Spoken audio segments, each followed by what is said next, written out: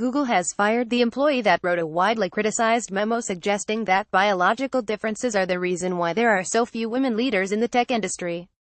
The tech giant's decision sparked outrage on social media, with WikiLeaks founder Julian Assange and alt-right media outlets claiming the company was censoring James Damore, the software engineer behind the leaked memo. The 28-year-old had been working at the company since 2013 after achieving a PhD in systems biology from Harvard University, according to his social media profiles. He claimed he was fired in an email to far-right news website Breitbart. "They just fired me for perpetuating gender stereotypes," he wrote. His 10-page document started circulating among Google employees on Friday and was first reported by tech news website Motherboard before being published in full by Gizmodo. Daily emails and alerts get the best of Newsweek delivered to your inbox. Viral paragraphs in the document advanced old-fashioned ideas linked to biological determinism, reinforcing traditional gender roles. Women, on average, have more neuroticism. Read one of the bullet points aiming to explain how the gender gap in the tech industry arises. If we, as a society, allow men to be more feminine, then the gender gap will shrink, although probably because men will leave tech and leadership for traditionally feminine roles. Another one of the software engineer's observations read. Participants hold up a Google banner during Berlin's annual Christopher Street Day CSD Gay Pride Parade on July 22, 2017. The tech giant fired employee James Damore, who authored a memo advancing gender stereotypes that violated the company's code of conduct. John McDougall FBGT images. Damore's name began trending on Twitter on Monday night following the news of his dismissal, with conservative and alt-right commentators condemning Google's decisions. Breitbart led its site Tuesday with several articles on the firing. One featured a picture of a face, the mouth gagged with tape, with the word "silenced" written across it.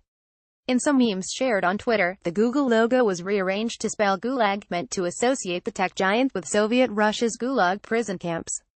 Conservative commentator Ben Shapiro dubbed Google's managers corporate fascists and the tech giant a leftist monopoly and, in one of several tweets about the issue, suggested Damore should immediately declare himself a woman and sue Google for discrimination based on gender stereotypes. Eric Weinstein, managing director of Peter Thiel's investment firm Thiel Capital, wrote a widely shared tweet to Google asking the company to stop teaching my girl that her path to financial freedom lies not in coding but in complaining to our Damore is now reviewing his options for legal action against Google, as reported on the alt-right crowdfunding platform Researcher, which set up a fundraiser for the software engineer on his behalf at his request. At the time of writing, 24 people had pledged donations worth a combined $1,644, out a total $60,000 target.